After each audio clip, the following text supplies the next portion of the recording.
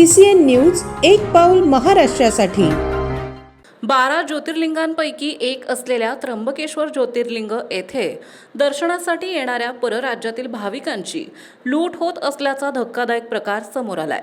काही भाविकांच्या तक्रारीनुसार दर्शनासाठी रांगेत उभे राहण्याऐवजी VIP दर्शन करून देण्याचे आमिष दाखवत दलाल आणि एजंट तब्बल 3000 रुपये द्या, थेट दर्शन करून देतो असे सांगत भाविकांकडून पैसे उकळले जात असल्याचा आरोप करण्यात आलाय।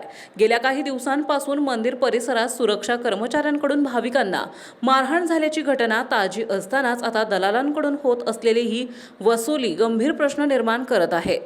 जर मंदिर परिसरातच अशा प्रकारे एजंट सक्रिय तर याबाबत त्र्यंबकेश्वर देवस्थान ट्रस्ट यांना माहिती नाही का, असा सवालही उपस्थित केला जात आहे। भाविकांच्या सुरक्षेसह पारदर्शक दर्शन व्यवस्थेचा प्रश्न पुन्हा एकदा ऐरणीवर आला असून प्रशासनाने याकडे तातडीने लक्ष देण्याची मागणी होत आहे।